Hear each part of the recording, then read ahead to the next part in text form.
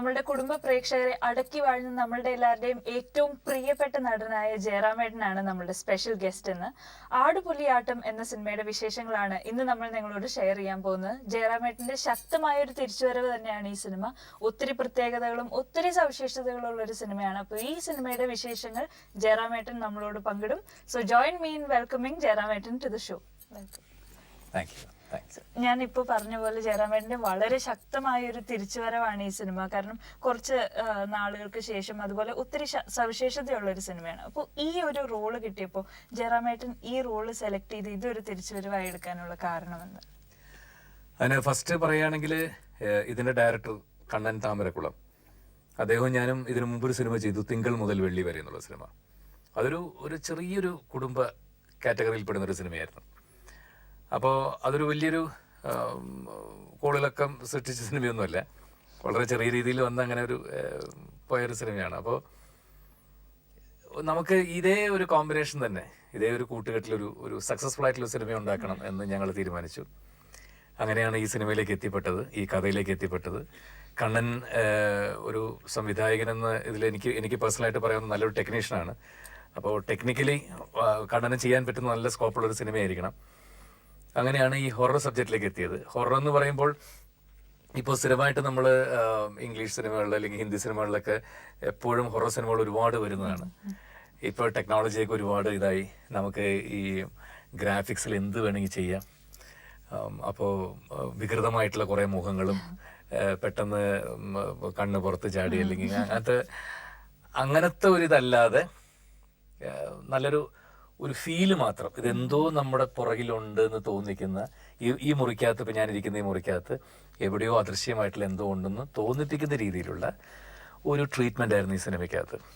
അത് ഈ സിനിമയുടെ ഒരു ഫസ്റ്റ് സക്സസ് ആയിട്ട് കിട്ടി. പിന്നെ ജയറാം സിനിമ എന്ന് പറയുമ്പോൾ സ്ഥിരമായിട്ടുള്ള ഫാമിലി ചേരുവകളെല്ലാം ഉള്ളൊരു സിനിമ എന്നുള്ള നിലയിൽ നിന്നും മാറി നല്ലൊരു യങ്സ്റ്റേഴ്സിനെ മുഴുവൻ ഇഷ്ടപ്പെടുത്തുന്ന രീതിയിലുള്ള നല്ല ആക്ഷനും നല്ല കോമഡിയും കുറച്ച് വേറെ ടൈപ്പിലുള്ള ഗെറ്റപ്പും ഹൊററും എല്ലാം കൂടി ചേർന്ന് ചെയ്തപ്പോൾ അവർക്കും കൂടി ഇഷ്ടപ്പെടുന്നൊരു സിനിമയായിട്ട് മാറി. കാരണം സാധാരണ ഒരു ഫാമിലി സിനിമകളൊക്കെ ഇറങ്ങി 2 ദിവസം കഴിഞ്ഞ് നല്ല റിപ്പോർട്ടൊക്കെ കിട്ടിയ ശേഷമാണ് ഫാമിലികളൊക്കെ തിയേറ്ററിലേക്ക് വരിക. ഇത് എൻ്റെ വേറൊരു ഗെറ്റപ്പായിരുന്നു അപ്പോൾ അതുകൊണ്ട് തന്നെ യങ്സ്റ്റേഴ്സ് എല്ലാം ഫസ്റ്റ് ഡേ ഇത് എന്താണെന്ന് കാണാനായിട്ട് എൻ്റെ അനുജന്മാരൊക്കെ തിയേറ്ററിലേക്ക് പോയി. അവർക്ക് 100% ഇഷ്ടമായിട്ട് വിളിച്ചു പറഞ്ഞതാണ് ഈ സിനിമയുടെ ഫസ്റ്റ് സക്സസ് ആയിട്ട് എനിക്ക് തോന്നിയത്. ജയറാമേട്ടൻ പറഞ്ഞ വേറൊരു ഗെറ്റപ്പ്, ആ ഒരു ഐഡിയ ആരായിരുന്നു സജസ്റ്റ് ചെയ്തത്? എൻ്റെ മോനാണ് ചെയ്തത്. അപ്പോൾ ഇതിനകത്ത് പ്രസന്റിലൊരു ഗെറ്റപ്പ് വേണം, 10-15 വർഷം ഫ്ലാഷ് ബാക്കിൽ പോകുമ്പോൾ ഒരു ഗെറ്റപ്പ് വേണമെന്ന് എൻ്റെ ഡയറക്ടർ പറഞ്ഞപ്പോൾ എൻ്റെ മോൻ, പിന്നെ പൊതുവേ ഞാൻ വളരെ സെലക്റ്റീവായിട്ട് ഇപ്പോൾ നോക്കി വളരെ ചുരുങ്ങിയ സിനിമകളെ ചെയ്യാറുള്ളൂ. അപ്പോൾ അതുകൊണ്ട് തന്നെ എനിക്ക് എന്തെങ്കിലും ഗെറ്റപ്പ് ചെയ്യണമെങ്കിൽ തന്നെ അതിനുള്ളൊരു പ്രിപ്പറേഷനുമായിട്ടുള്ള സമയം എടുക്കാൻ പറ്റുന്നുണ്ട്. അങ്ങനെയാണ് മോൻ പറഞ്ഞിട്ടാണ് 2-2.5-3 മാസത്തോളം ആ ഗെറ്റപ്പിന് വേണ്ടി ഞാൻ മറ്റു സിനിമകൾക്കൊന്നും പോയിട്ടില്ല, അങ്ങനെ ചെയ്ത് ആ ഗെറ്റപ്പ് ഒരു ഫസ്റ്റ് ഈ സിനിമയ്ക്ക് ഒരു സക്സസിന് വലിയൊരു ഗുണമായി. തീർച്ചയായും ജയറാമേട്ടന്റെ ഗെറ്റപ്പിനെ കുറിച്ചാണ് ആളുകൾ എപ്പോഴും സംസാരിച്ചത്. വേറൊരു അവതാറിൽ വന്നു. അപ്പോൾ ഈ ഒരു സിനിമയിൽ ഇപ്പോൾ ജയറാമേട്ടൻ പറഞ്ഞു ഒരു ഫീലാണ് ആ ഒരു ഹൊറർ എലിമെന്റ്. ഇപ്പൊ മലയാളത്തിന്റെ സാഹിത്യം എടുത്താലും നമ്മളുടെ സിനിമകൾ എടുത്താലും ഹൊററിന് എന്നും ഒരു സ്ഥാനമുണ്ട്. അതും വളരെ പ്രത്യേകതയുള്ള ഹൊറർ സിനിമകളൊക്കെയാണ് നമ്മൾ എടുക്കുന്നത്. അപ്പോൾ ഈ ഒരു മൂവി ഇപ്പൊ കുറെ നാൾ കൂടിയാണല്ലോ മലയാളത്തിലൊരു ഹൊറർ സിനിമ വരുന്നത്. എങ്ങനെയാണ് വ്യത്യസ്തമായി നിൽക്കുന്നത്? വേറെ എന്തെല്ലാം എലിമെന്റുകൾ? അതാണ് ഞാൻ നേരത്തെ പറഞ്ഞത്. ഹൊറർ എന്ന് പറഞ്ഞാൽ നമുക്ക് തുടക്കം തൊട്ട് അവസാനം വരെ വികൃതമായിട്ടുള്ള കുറെ രൂപങ്ങൾ കാണിച്ച് പേടിപ്പിക്കുക, അത്തരത്തിലുള്ള സംഗതി ഇല്ലാതെ സ്ത്രീ പ്രേക്ഷകർക്ക് അവർക്കും കൂടി മനസ്സിൽ ടച്ച് ചെയ്യുന്ന രീതിയിലുള്ള, ഇപ്പോൾ ഇതിനകത്ത് 2 കുഞ്ഞുങ്ങൾ അഭിനയിച്ചിട്ടുണ്ട്. ഒന്ന് അക്ഷര എന്ന് പറയുന്ന ആ കുട്ടിയും ആഞ്ചലീന എന്ന് പറഞ്ഞ മറ്റേ വേറൊരു കുട്ടി അഭിനയിച്ചിട്ടുണ്ട്. അപ്പോൾ ആ 2 കുഞ്ഞുങ്ങളും ഭയങ്കര തകർത്ത് അഭിനയിച്ചിരിക്കുന്നതാണ് അവർ. ഒരു കുഞ്ഞിനെ പ്രസവിച്ചിട്ടുള്ള ഏതൊരു അമ്മയ്ക്കും ഭയങ്കരമായിട്ട് ഫീൽ ചെയ്യുന്ന കുറേ സീൻസ് ഉണ്ട്. അതൊക്കെ കൂടി വന്നത് കൊണ്ടാണ്, അല്ലാണ്ട് വേറൊരു ഹൊറർ സിനിമയല്ല അത്. ഹൊറർ ഒരു ബാക്ക്ഗ്രൗണ്ടിൽ മാത്രമേ ഉള്ളൂ, ബാക്കി നല്ലൊരു ഫീൽ ഉണ്ടാക്കുന്ന ഒരു സിനിമ കൂടിയാണ്. അതൊക്കെ തന്നെയാണ് ഈ സിനിമ മറ്റേ സാധാരണ ഒരു ഹൊറർ സിനിമയിൽ നിന്നും വേറിട്ട് നിൽക്കുന്നത്. ഇത്തരം വ്യത്യസ്തമായിട്ടുള്ള സംഗതികൾ അതിനകത്ത് ഉള്ളത് കൊണ്ടാണ് ഇപ്പോൾ കുറച്ച് നല്ല സ്റ്റാർ കാസ്റ്റൊക്കെ സിനിമയിലേക്ക് എത്തിപ്പെടാൻ. ജയറാമേട്ടൻ പറഞ്ഞു ഇതില് സ്ത്രീകളെ ഒത്തിരി സ്പർശിക്കുന്ന ഒരു സിനിമയാണെന്ന്. ഇപ്പോൾ രമ്യ കൃഷ്ണനെ പോലെ ഒരു വളരെ ബോൾഡ് ആയിട്ടുള്ള ക്യാരക്ടേഴ്സ് ചെയ്യുന്ന ഒരു ആക്ട്രസ് വന്നപ്പോൾ ആളുടെ ഈവൻ നമ്മൾ ആ പാട്ടിൽ കാണുമ്പോൾ, ആ ഫ്ലാഷ് ബാക്കിലെ ഒരു പാട്ടിൽ കാണുമ്പോൾ ആള് വളരെ ബോൾഡായ ഒരു സ്ത്രീ ആണ്, ഒട്ടും വഴങ്ങാത്ത ഒരു ഇത്. അപ്പോൾ ആ ഒരു ക്യാരക്ടർ എത്രമാത്രം ഇന്നത്തെ ഒരു സിനാരിയോയില് പ്ലേസ് ചെയ്യുമ്പോൾ ഈ സിനിമയെ ഇൻഫ്ലുവൻസ് ചെയ്യുന്നു? അതാണ് ആ ക്യാരക്ടർ, ഇതിനകത്ത് രമ്യാകൃഷ്ണൻ ചെയ്തിട്ടുള്ള ക്യാരക്ടർ, അതൊക്കെ ഒരു പകരക്കാര്, വേറൊരാളെ നമുക്ക് ആലോചിക്കാൻ പറ്റാത്ത കഥാപാത്രങ്ങളാണ്. ഓംപുരി ആണെങ്കിലും അവരൊക്കെ ആണെങ്കിലും. അപ്പോൾ ബാഹുബലി എന്നുള്ളൊരു വലിയ ഇന്ത്യയിൽ തന്നെ ഏറ്റവും കോളിളക്കം സൃഷ്ടിച്ച, ഏറ്റവും ബിഗ് ബഡ്ജറ്റിൽ നിർമ്മിച്ചൊരു സിനിമയ്ക്ക് ശേഷം അവർ വളരെ ബിസി ആയിട്ടൊരു ആക്ട്രസ് ആണ്. ഞാൻ അവരുടെ കൂടെ 3-4 സിനിമകൾ തമിഴിൽ ചെയ്തിട്ടുണ്ട്, എൻ്റെ ഹീറോയിനായിട്ടൊക്കെ അഭിനയിച്ചിട്ടുണ്ട്. അപ്പം ഞാൻ അവരെ ഫസ്റ്റ് സംവിധായകൻ വിളിച്ചിട്ട് അവരുടെ അടുത്ത് ഇതിൻ്റെ കഥ അയച്ചു കൊടുത്തപ്പോൾ അവർക്കത് ഭയങ്കര ഇഷ്ടമായിട്ട് അവരായിട്ട് ഇങ്ങോട്ട് വിളിച്ചു പറയുന്നു ഈ സിനിമ ഞാൻ ചെയ്യാം. ഓംപുരി സാറും അങ്ങനെ തന്നെയായിരുന്നു. അപ്പോൾ ഈ കഥയിലുള്ളൊരു ചെറിയ പ്രത്യേകതയാണ് എല്ലാവരെയും ഈ സിനിമയിലേക്ക് ആകർഷിച്ചത്. ഓംപുരി സാറായാലും സാറിന്റെ ബ്രദർ ആയാലും എപ്പോഴും നമ്മളുടെ മലയാള സിനിമയിൽ വരുമ്പോൾ ശരിക്കും ആ ഒരു ക്രൂര കഥാപാത്രമാണ് ഇതുവരെ ചെയ്തിട്ടുള്ളത്. അപ്പൊ ഈ സിനിമയിൽ എങ്ങനെയാണ് സാറിന്റെ റോള്? ഓംപുരി സാറിന്റെ ഓംപുരി സാറിന്റെ വളരെ, അതായത് സാധാരണ ഇത്തരം സിനിമകളിൽ ഇത്തരം ഒരു ഈവിൾ സ്പിരിറ്റ് അല്ലെങ്കിൽ ഒരു അദൃശ്യമായിട്ടൊരു ശക്തിയുണ്ട്, അതിനെക്കുറിച്ചൊക്കെ പറയാൻ ആധികാരികമായിട്ട് ഇത് പറഞ്ഞാൽ ജനങ്ങളുടെ മനസ്സിലേക്ക് കയറുകയും പറയുമ്പോൾ മലയാളികൾ അത് വിശ്വസിക്കണമെങ്കിൽ അങ്ങനത്തെ ഒരാൾ പറയണം. ഇപ്പൊ തിലകൻ ചേട്ടനൊക്കെ അത് പറയുമ്പോൾ, തിലകൻ ചേട്ടനൊക്കെ അങ്ങനത്തെ വേഷങ്ങൾ ചെയ്യാറുണ്ട്. തിലകൻ ചേട്ടനൊക്കെ അത് പറയുമ്പോൾ ശരിക്കും നമുക്ക് മനസ്സിലങ്ങോട്ട് കൊള്ളും അത്. അപ്പൊ അതേപോലത്തെ ഒരാള് നമുക്ക് തിലകൻ ചേട്ടനില്ല. പഴയ ആർട്ടിസ്റ്റുകൾ ഒരുപാട് പേര് പോയി. അപ്പം അത് ആരെന്നുള്ള വന്നപ്പോഴാണ് ഇങ്ങനെ ഓംപുരി സാറിലേക്ക് എത്തിയത്. അങ്ങനത്തെ ഒരു ആർട്ടിസ്റ്റ് ചെയ്തിരുന്നെങ്കിൽ എന്ത് നന്നായിരിക്കുന്നത്. നമ്മളുടെ ഭാഗ്യത്തിന് അവരെ കിട്ടുകയും ചെയ്തു. അത് ആ ക്യാരക്ടർ വളരെ മനോഹരമാവുകയും ചെയ്തു. നമ്മൾ ട്രെയിലർ കാണുമ്പോൾ തന്നെ അതില് ഓംപുരി സാറിന്റെ ഒരു ഡയലോഗ് ഉണ്ട്, മരണത്തെയാണ് ജയിക്കേണ്ടത്. അത് തന്നെ വളരെ ക്യാച്ചിയാണ്. ഈ സിനിമയിൽ അതുപോലെ ഈ സ്ക്രിപ്റ്റിന്റെ സ്ട്രെങ്തിനെ കുറിച്ച് സാർ ഒന്ന് പറയൂ. പ്രത്യേകിച്ച് ഒരു ഹൊറർ സിനിമ വരുമ്പോൾ അതിന്റെ സ്ക്രിപ്റ്റ് ആണല്ലോ ആളുകളെ ഏറ്റവും കൂടുതൽ. ഈ ഒരു ദിനേശ് പള്ളത്താണ് ഇതിന്റെ സ്ക്രിപ്റ്റ് ചെയ്തിട്ടുള്ളത്. തിങ്കൾ മുതൽ വെള്ളി വരെ കഴിഞ്ഞിട്ട് ഞങ്ങളുടെ സെയിം കോമ്പിനേഷൻ, കണ്ണനും ദിനേശും ഞാനും കൂടിയിട്ട് ഒരു ഹൊറർ സിനിമ എനിക്ക് തോന്നുന്നു ഉണ്ടാക്കിയെടുക്കാൻ പെട്ടെന്ന് എളുപ്പമാണ്. കാരണം കുറെ ഒരു ഞെട്ടിപ്പിക്കുന്ന കുറെ രംഗങ്ങൾ ഉണ്ടാക്കണം. ഒരു ഹോണ്ടഡ് ആയിട്ടുള്ള ഒരു ഹൗസ്, ആ ഹൗസിനകത്ത് പ്രേതം ഉണ്ടെന്ന് പറയുക, അങ്ങോട്ട് തിരിയുമ്പോൾ ഈ ചെമരിനകത്ത് കൈ വരിക, അല്ലെങ്കിൽ അവിടെ നിന്ന് പേടിപ്പിക്കുക, ബാത്റൂമിനകത്ത് കയറുമ്പോൾ കുറെ മുടി വരിക. അതൊക്കെ ഇപ്പൊ സ്ഥിരമുള്ള സിനിമയിലാണ്. ചെമരിക്കുള്ളിലൊക്കെ മുടി വരിക, അല്ലെങ്കിൽ ഷവർ തുറക്കുമ്പോൾ അതിനകത്തുള്ള ബ്ലഡ് വരിക, ചോര വരിക. അങ്ങനത്തെ സ്ഥിരമായിട്ടുള്ള സംഗതികൾ ഇല്ലാതൊരു സിനിമ ഉണ്ടാക്കണം എന്ന് ആദ്യമേ തീരുമാനിച്ചുകൊണ്ടാണ് ഇതിനകത്ത് എനിക്കൊരു കുടുംബം 15 വർഷം മുമ്പുള്ള എൻ്റെ ഒരു ഫ്ലാഷ് ബാക്ക് ഉണ്ടായിരുന്നു. വളരെ മോശപ്പെട്ടൊരു ഫ്ലാഷ് ബാക്ക് ഉള്ള കാരണം. അപ്പോൾ അത്തരം രീതിയിൽ ജീവിച്ച ഒരാളാണ്. അപ്പോൾ അന്ന് വളരെ മോശപ്പെട്ട രീതിയിൽ ജീവിച്ചിരുന്ന കാലത്ത് തമിഴ്നാട്ടിൻ്റെ എവിടെയോ കോർണറിലുള്ള ചെമ്പകക്കോട്ട എന്ന് പറയുന്ന സ്ഥലത്ത് ഞങ്ങൾക്ക് താമസിക്കേണ്ടി വന്നിട്ടുണ്ട്. അവിടെ ഞങ്ങൾക്കുണ്ടായ അനുഭവം, അതിനുശേഷം 15 വർഷങ്ങൾക്ക് ശേഷവും അന്ന് ഞങ്ങൾ താമസിച്ചപ്പോൾ ഉണ്ടായ ഒരു ഇൻസിഡന്റ് വെച്ച് ഞങ്ങൾ ഹോണ്ട് ചെയ്ത് പുറകെ വരുന്ന ഏതോ ഒരു അദൃശ്യ ശക്തി, അതിന്നും എങ്ങനെ ഞങ്ങൾ രക്ഷപ്പെട്ടു വരുന്നു എന്നുള്ളതാണ് സിനിമ എടുത്തത്. അത് ഹ്യൂമറും ഇടയ്ക്ക് വിട്ടു പോവാതെ അങ്ങനെ ഒരു പോയിട്ടുള്ളതുകൊണ്ട് നല്ല ഒരു എന്റർടൈനർ ആയിട്ട് ആൾക്കാർക്ക് വളരെ ഇതായിട്ട്. ഹൊറർ മാത്രമാണെങ്കിൽ ആളുകൾ ആകെ പിരിമുറുക്കം വന്ന്. അല്ല, ഞാൻ അങ്ങനത്തെ ഒരുപാട് സിനിമകൾ കാണുന്ന ഒരാളാണ്. പ്രത്യേകിച്ച് ഹിന്ദിയിലൊക്കെ ഒരുപാട് വരാറുണ്ട്. അങ്ങനെ നമുക്ക് പ്രെഡിക്റ്റ് ചെയ്യാൻ പറ്റും ഇന്നതാണ്. ഇവര് ഫാമിലി ആയിട്ട് പോയിട്ട് ഒരു ഗ്രാമത്തില് ഒരു പാഴടഞ്ഞ വീട്ടിൽ താമസിക്കുക. അങ്ങനത്തെ ഒരു വീട്ടിൽ താമസിക്കേണ്ട കാര്യമേ ഇല്ല, തപ്പിപ്പോര്. പോണ വഴിക്ക് തന്നെ ചില മരക്കൊമ്പിൽ ചില പാമ്പിരിപ്പുണ്ടാവും, കാക്കയിരിപ്പുണ്ടാവും. ഇവര് പോയി കഴിയുമ്പോ അപശകനങ്ങൾ ഉണ്ടാവും. ഇവര് പോയി കഴിയുമ്പോ ഒരു നെയിം ബോർഡ് ഇങ്ങനെ തലതിരിഞ്ഞ് വീഴും. പിന്നെ ആ വീട്ടിലേക്ക് കയറി ചെല്ലുമ്പോ ഇലകളില്ലാത്തൊരു മരം ഉണ്ടാവും അല്ലേ, അങ്ങനത്തെ സ്ഥിരമായിട്ടില്ലേ എല്ലാം അടയ്യ. പിന്നെ നമ്മൾ പറഞ്ഞ പോലെ ബാത്റൂമിൽ മൂടി എല്ലാത്തിനും.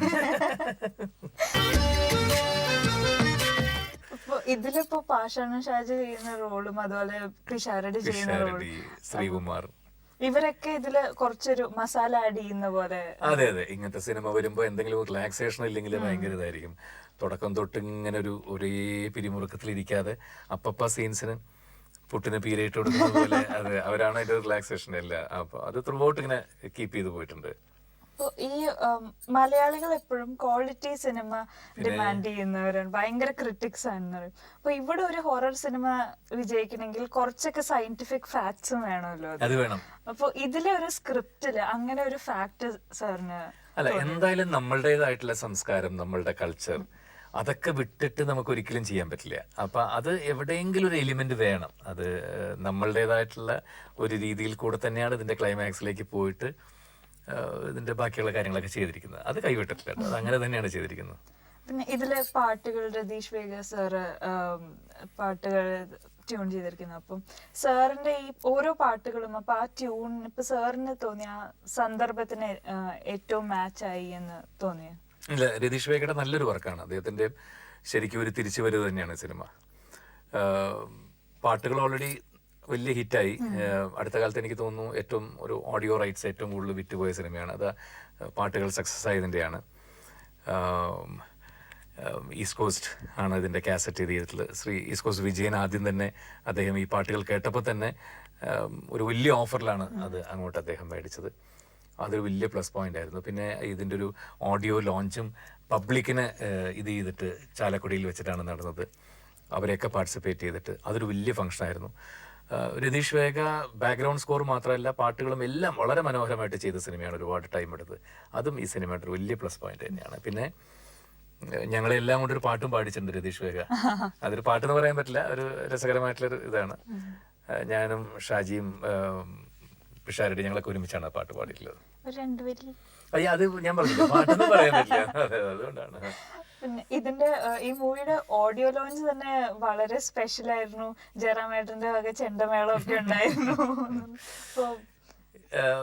അത് ഒരു ജുഗൽബന്ദി പോലെ ചെണ്ടയിലൊക്കെ ചെയ്തതാണ്. ഭയങ്കര എല്ലാ ഓഡിയോ ലോഞ്ചും അങ്ങനെ ചെയ്യണമെന്ന് ഇപ്പം ആഗ്രഹമുണ്ട്. കാരണം ജനങ്ങളെയും കൂടി പാർട്ടിസിപ്പേറ്റ് ചെയ്തിട്ട് ചെയ്യുമ്പോൾ അതൊരു വലിയ സക്സസ്ഫുൾ ആയിരുന്നു. ഈ മൂവിക്ക് ഏറ്റവും കൂടുതൽ പബ്ലിസിറ്റി ഫേസ്ബുക്കിലാണ് കിട്ടിയിരിക്കുന്നത്. എല്ലാവരും ഇപ്പോ ജയറാമേട്ടനെ നേരത്തെ പറഞ്ഞ പോലെ ഗെറ്റപ്പ് ഇപ്പൊ കുറെ യങ്സ്റ്റേഴ്സ് അതുപോലെ ആക്കുന്നുണ്ട് പറഞ്ഞു. ഈവൻ മിഡിൽ ഏജ്ഡ് ആളുകൾ കുറച്ചൊക്കെ ഗ്രേ ആക്കി സോൾട്ട് ആൻഡ് പെപ്പർ ലുക്ക് വരുത്തുന്നത് പറഞ്ഞു. അപ്പൊ ഇതുപോലെ ഈ സോഷ്യൽ മീഡിയ എത്രമാത്രം ഹെൽപ്പ് ചെയ്തിട്ടുണ്ട് ഈ ഒരു? സോഷ്യൽ മീഡിയ വളരെ ഇതല്ലേ, നമുക്കിപ്പോ പഴയ പോലെ അല്ലല്ലോ. ഒരു കാര്യം ജനങ്ങളിലേക്ക് എത്തിക്കാനും അതേപോലെ അവർക്ക് ഇങ്ങോട്ട് അത് ഇത് ചെയ്യാനും എല്ലാം വളരെ നല്ലൊരിതാണ്. പക്ഷെ നമ്മളത് എങ്ങനെ യൂസ് ചെയ്യുന്നതനുസരിച്ച് നല്ലതിന് നല്ലതായിട്ടും ചീത്തയെ മാറ്റി നിർത്തുകയും നല്ലത് സ്വീകരിക്കുകയും ചെയ്താൽ ഏറ്റവും നല്ലതാണ് സോഷ്യൽ മീഡിയയൊക്കെ. കാരണം അവരുടെ കയ്യിലാണ് ഇന്ന് സിനിമയുടെ വിജയം എന്ന് പറയുന്നത്. ഈ സിനിമയ്ക്ക് ആദ്യം കിട്ടിയൊരു സക്സസ് എനിക്ക് അതാണ് തോന്നിയിട്ടുള്ളത്.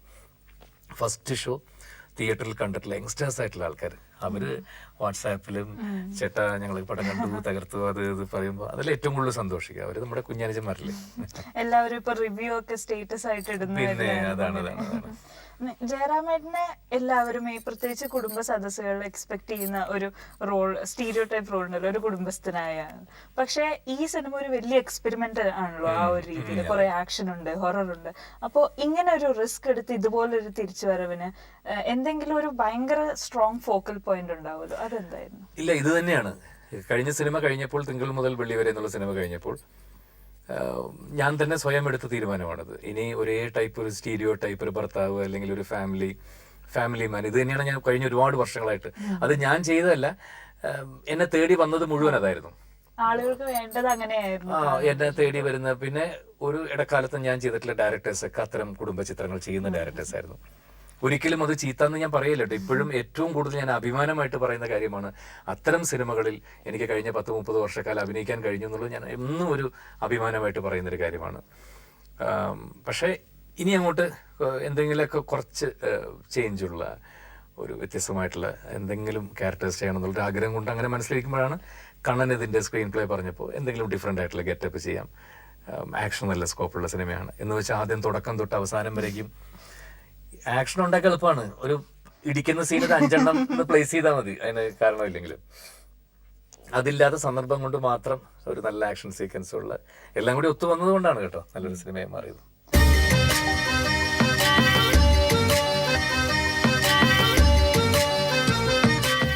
ഈ ഇപ്പോഴത്തെ ഒരു മൂവി ട്രെൻഡ് നോക്കി എല്ലാവർക്കും റിയലിസ്റ്റിക് സിനിമകളാണ് വേണ്ടത്. ഈവൺ ഒരു ആക്ഷൻ സീൻ ഉണ്ടെങ്കിൽ അത് റിയലിസ്റ്റിക് അടിയായിരിക്കണം എന്നാണല്ലോ. ഒരു ഹൊറർ സിനിമയിൽ പക്ഷെ റിയലിസം കൊണ്ടുവരാൻ പാടാണല്ലോ. അപ്പൊ ഈ മൂവി എങ്ങനെയാ അതിനെ ബാലൻസ് ചെയ്തു? അല്ല, മാക്സിമം റിയലിസ്റ്റിക് ആക്കാൻ തന്നെയാണ് നോക്കിയിട്ടുള്ളത് കേട്ടോ.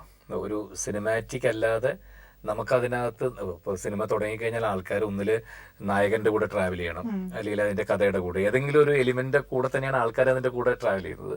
അത് റിയലിസ്റ്റിക് അല്ലെങ്കിൽ ഒരിക്കലും മലയാളികൾ ഇപ്പൊ നോക്കിയിരിക്കുക പോലും ഇല്ല. അതുകൊണ്ട് അങ്ങനെ തന്നെയാണ് ഇത് ട്രീറ്റ് ചെയ്തിട്ടുള്ളത്. അപ്പൊ ഈ ഒരു സിനിമ അതൊരു എക്സ്പെരിമെന്റ് തന്നെ എന്ന് പറയാലോ. അപ്പൊ ഈ സിനിമയെ കുറിച്ചുള്ള പ്രതീക്ഷകൾ എന്ന് പറഞ്ഞാൽ എന്തായിരിക്കും? പ്രതീക്ഷകൾ കയ്യിൽ കിട്ടിയത് പ്രതീക്ഷകൾ ഫസ്റ്റ് ഡേ തിയേറ്ററിൽ നിന്നും കിട്ടിയപ്പോൾ തന്നെ അതിന്റെ പ്രതീക്ഷ ഒരുപാട് വാനോളം എത്തി എന്ന് പറയാം. കാരണം സാധാരണ എൻ്റെ സിനിമകൾ ഇഷ്ടപ്പെടുന്ന കുടുംബ പ്രേക്ഷകർ ഒരു 2 ദിവസം കഴിഞ്ഞ് സ്ലോ ആയിട്ട് തിയേറ്ററിലേക്ക് വരുന്നൊരു ഇതാണ്. ഇത് ഫസ്റ്റ് ഡേ തന്നെ എൻ്റെ അനുജന്മാർ, എൻ്റെ യങ്സ്റ്റേഴ്സ് തിയേറ്ററിലെത്തി അതിൻ്റെ ഒരു ഒപ്പീനിയൻ പറഞ്ഞത് തന്നെയാണ് ഏറ്റവും വലിയൊരു സിനിമയുടെ സക്സസ്. പിന്നെ തിയേറ്ററിലുള്ള എല്ലാ ഷോകളും ഫുള്ളാവുന്നതിൻ്റെ ഒരു സന്തോഷം. കാളിദാസൻ ഇപ്പൊ മൂവിയിലേക്ക് വരുവാണല്ലോ, തമിഴ് മൂവി ഒരെണ്ണം ചെയ്തു. ഇപ്പോ കാളിദാസിനെ കുറിച്ച് പറയുകയാണെങ്കിൽ ആള് ചെയ്ത മൂവി അല്ല, കാളിദാസൻ തുടക്കം മലയാളത്തിലാണ് 2 സിനിമകൾ ചെയ്തു. കൊച്ചു കൊച്ചു സന്തോഷങ്ങൾ, എന്റെ വീട് അപ്പൂന്റെ. ആ 2 സിനിമകൾ ചെയ്ത് പിന്നെ സ്റ്റഡീസിൽ കോൺസെൻട്രേറ്റ് ചെയ്തിരുന്നു. ഡിഗ്രി കഴിഞ്ഞപ്പോൾ വളരെ യാദൃച്ഛികമായിട്ട് മെഡ്രാസിൽ വെച്ച് നടന്നൊരു അവാർഡ് നൈറ്റില് അവനൊരു മിമിക്രി ചെയ്തു. ഇങ്ങനെ അപ്പോൾ അവിടെ തന്നെ ഉണ്ടായിരുന്ന ഒരുപാട് ഡയറക്ടേഴ്സും പ്രൊഡ്യൂസേഴ്സും ഒക്കെ ഉണ്ടായിരുന്നു. അവർ ഇറങ്ങിയപ്പോൾ തന്നെ ചോദിച്ചു എൻ്റെ അടുത്ത സിനിമയിൽ അഭിനയിക്കുന്നു. അപ്പോൾ ഡയറക്ടറുടെ കഴിഞ്ഞ സിനിമ വളരെ നല്ല സക്സസ് ആയി വന്നായിരുന്നു. അങ്ങനെ പെട്ടെന്ന് വന്നാൽ ശരി അവൻ ചെയ്യാന്ന് പറഞ്ഞു. അങ്ങനെയാണ്. പക്ഷെ അവൻ്റെ മനസ്സിലിപ്പോഴും ഒരു നല്ല മലയാള സിനിമയ്ക്ക് ആരെപ്പോൾ വിളിക്കും എന്നുള്ള അങ്ങനത്തെ അവൻ എപ്പോഴും അത് ഈ വർഷം സാധിക്കുന്നതാണ് വിചാരിക്കുന്നത്. കാരണം അവൻ എന്നോടൊന്നും അങ്ങനെ പറയാറില്ല, പക്ഷെ എൻ്റെ അടുത്ത് ഇങ്ങനെ വളരെ ഇതായിട്ട് പറഞ്ഞു, എനിക്കിങ്ങനെ ചില കമ്മ്യൂണിക്കേഷൻ ഉണ്ട്, അപ്പോൾ അതുകൊണ്ട് ചിലപ്പോൾ ഞാനൊരു നല്ല സിനിമ ഈ വർഷം മലയാളത്തിൽ ചെയ്യും കേട്ടോ. അപ്പോൾ നമുക്ക് പറഞ്ഞു എല്ലാം കാളിദാസന്റെ തീരുമാനത്തിന് എല്ലാം. പിന്നെ അവരൊക്കെ നമ്മളെക്കാൾ കൂടുതൽ ലോകം അറിയുന്നവരാണ്, നമ്മളെക്കാൾ കൂടുതൽ ഇക്കാര്യത്തിലൊക്കെ ക്ലീൻ ആയിട്ടുള്ള കാര്യങ്ങൾ തിരഞ്ഞെടുക്കാൻ അറിയുന്ന ആൾക്കാരാണ്. ഒന്നും പറയേണ്ട, അവരുടെ അടുത്ത് നിന്നാണ് നമ്മൾ ഇങ്ങോട്ട് എന്തെങ്കിലും ചോദിച്ചറിയേണ്ടത്. ജയറാമേട്ടന് ഒത്തിരി ഒരു കലയിലെല്ലാം താല്പര്യമുള്ള ആളാണ്. അപ്പോ എന്നേലും ഇനി എഴുത്തിലോട്ടോ അല്ലെങ്കിൽ ഒരു ഡയറക്ഷൻ അതിലോട്ടൊക്കെ മൂവ് ചെയ്യാൻ പ്ലാൻ ഉണ്ടോ? സാരില്ല, സിനിമയില് അതൊക്കെ ചെയ്തു നോക്കാന്നാണ്. പക്ഷെ ഇപ്പോ ഇതിൽ മാത്രമാണ് കോൺസെൻട്രേറ്റ് ചെയ്യുന്നത്. എപ്പോഴെങ്കിലും സമയം കിട്ടുമ്പോൾ തീർച്ചയായും ട്രൈ ചെയ്യണം. ഞങ്ങൾക്ക് എല്ലാവർക്കും ആ ഒരു സൈഡും കൂടി കാണുന്നത്. ആയിക്കോട്ടെ. ഇനി ഫ്യൂച്ചർ പ്രോജക്റ്റുകൾ എന്തൊക്കെയാണ്? ഫ്യൂച്ചർ ഇപ്പൊ ചെയ്തുകൊണ്ടിരിക്കുന്നത് സത്യ എന്ന് പറഞ്ഞിട്ടുള്ള ദീപൻ ഡയറക്ട് ചെയ്യുന്ന ഫിലിമാണ്. അതിന്റെ ഒരു സെക്കൻഡ് ഷെഡ്യൂൾ ഇപ്പൊ തുടങ്ങും. മലയാളത്തിൽ അതാണ് ചെയ്തുകൊണ്ടിരിക്കുന്നത്. പിന്നെ ഗോകുലം ഇന്റർനാഷണൽ ബാനറിൽ ചെയ്യുന്നൊരു വലിയൊരു മൂവി, അതിന്റെ ഫുൾ ആയിട്ടില്ല, അതുകൊണ്ടാണ് പറയാത്തത്. അത് ചെയ്യുന്നുണ്ട്. പിന്നെ ഒരു പരീക്ഷണാർത്ഥം ഒരു തെലുങ്ക് സിനിമ ഇപ്പോൾ ചെയ്യാൻ പോകുന്നു. അതിന്റെ ഫുൾ ഡീറ്റെയിൽ ആയിട്ട് പറയാമെന്ന് വിചാരിച്ചിട്ടാണ്. ഇതൊക്കെയാണ് ഞാൻ നേരത്തെ പറഞ്ഞ പോലെ വളരെ ടൈം എടുത്ത് 1-2 മാസത്തിലൊരിക്കലൊക്കെ ഒരു സിനിമ ചെയ്യാറുള്ളൂ. അപ്പൊ ഇത്രയും നേരം ആടുപുലിയാട്ടത്തിന്റെ വിശേഷങ്ങൾ നമ്മളോട് ഷെയർ ചെയ്തതിന് ഒത്തിരി താങ്ക്സ്. ഇനിയും ഒത്തിരി പേര് കാണാനുണ്ട്. അപ്പൊ ഈ വിശേഷങ്ങളൊക്കെ ആയിട്ട് എല്ലാവരും ഇൻസ്പയർഡ് ആയിട്ടുണ്ടാവും പോയി കാണാനായിട്ട്. ഓഡിയൻസിനോട് എനിക്ക് അത് തന്നെയാണ് പറയാനുള്ളത്. വിഷുവിന് തിയേറ്ററുകളിൽ എത്തേണ്ട സിനിമയായിരുന്നു. ചില സാങ്കേതിക തടസ്സങ്ങൾ കൊണ്ട് കുറച്ച് ലേറ്റായിട്ടാണ്, ഈ മെയ് മാസത്തിലാണ് തിയേറ്ററുകളിൽ എത്തിയത്. എങ്കിലും അവധിക്കാലം തീരുന്നതിന് മുമ്പ് കുടുംബമായിട്ട് പോയിരുന്ന് കാണാൻ ഒരു 2-2.5 മണിക്കൂർ എൻജോയ് ചെയ്യാവുന്ന സിനിമയാണ് ആടുപുലിയാട്ടം. അതെന്തുകൊണ്ടാണ് എന്ന് ചോദിച്ചാൽ എല്ലാത്തരം പ്രേക്ഷകരെയും സന്തോഷിപ്പിക്കാവുന്നൊരു കാറ്റഗറിയിൽ പെടുത്താവുന്നൊരു സിനിമയാണ്. പിന്നെ നല്ല ടെക്നിക്കലായിട്ട് ഒരുപാട് കഷ്ടപ്പെട്ട് ചെയ്തിട്ടുള്ള സിനിമയാണ്. അതിൻ്റെ ക്യാമറ വർക്കാണെങ്കിലും സൗണ്ട് എഫക്ട്സ് ആണെങ്കിലും എല്ലാം. അപ്പോൾ അതുകൊണ്ട് തന്നെ ഇന്ന് ആധുനിക സജ്ജീകരണങ്ങളുള്ളൊരു തിയേറ്ററിൽ പോയി കണ്ടാൽ അതിൻ്റെ എല്ലാ ഫുൾ ക്വാളിറ്റിയിൽ ആ സിനിമ കാണാൻ സാധിക്കും.